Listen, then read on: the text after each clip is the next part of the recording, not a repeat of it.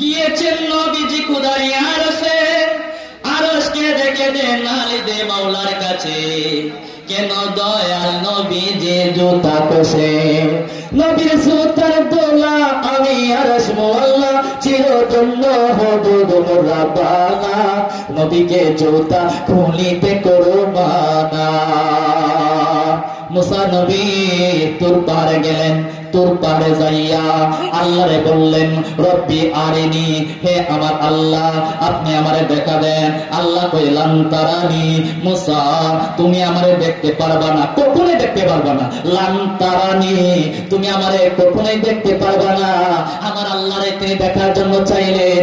একটু নূরের তাজাল্লি দেওয়ার পরে মুসা নবী কি করলেন, তিনি যখন তুর পাহাড়ের মধ্যে উঠলেন, আল্লাহ তাআলা বললেন হে মুসা এটা আমার পাহাড়, আমার নিদর্শন সমূহের একটা পাহাড়, এখানে উঠার সময় সাবধান, জুতা নিয়ে উঠবা না। জুতা লইয়া যখন উঠলেন, ওঠার পরে আল্লাহ তুর পাহাড় সহ কি করলেন, জ্বালায় দিলেন। মুসা নবী জ্বললো না আপনার আমার নবীর কারণে। আর আমাদের নবী রাহমাতুল লিল আলামিন মেরাজে গেলেন, যাওয়ার পরে আল্লাহ রাসূল ওই কথা মনে হয় সম্ভবত স্মরণ হয়ে গেছিল, মুসা যদি কি হইতে পারে তোর পাহাড় ধ্বংস হয়ে যেতে পারে, পুড়ে যাইতে পারে, আমারও হয়তো এরকম হইতে পারে। এবার আল্লাহ রাসূল জুতা মোবারক খোলার সিদ্ধান্ত নিলেন, জুতা মোবারক খুলবেন। আরো আল্লাহর ডাক দিয়ে কয় আল্লাহ একটা কাজ করেন, আপনার হাবিবকে না করেন, জুতা যেন না খুলে, কারণ হলো আপনার হাবিবের জুতা মোবারকের দোলায় আমি আরো ধন্য হতে চাই। জোরে বলেন সুবহানাল্লাহ। ওই নবীর উম্মত আপনি আর আমি, ওই নবীর উম্মত। আবু বকর ছিলেন নবীজির সাহাবী, নবীজির ইন্তেকালের পরে দেখে মুকানি, কেন নরে ছরে নবীর টুটকানি। অনেকে কই নবী বল মরা, অনেকে কই নবী মরা। জোরে বলেন আউযুবিল্লাহ। হযরত আবু বকর ছিলেন নবীর সাহাবী, নবীজির ইন্তেকালের পরে দেখেন মুকানি, কেন নরে ছরে নবীর টুটকানি।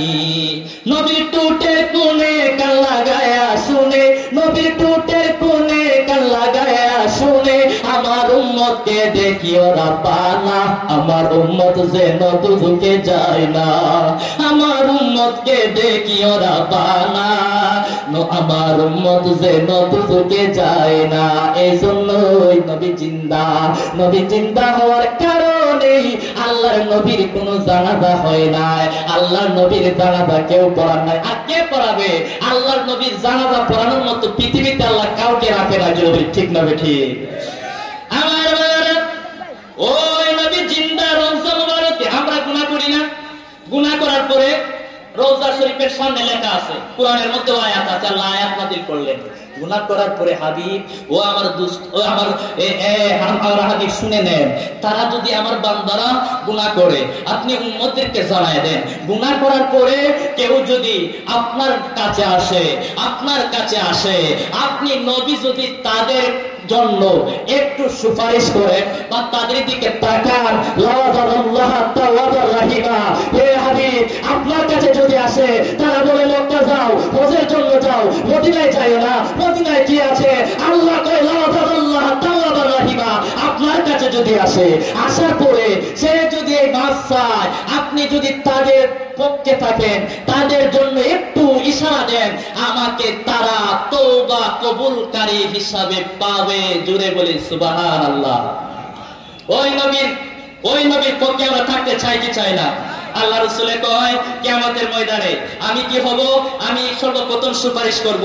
শুধু এখানে শেষ নয়, আমার সুপারিশ আল্লাহ কবুল করবেন।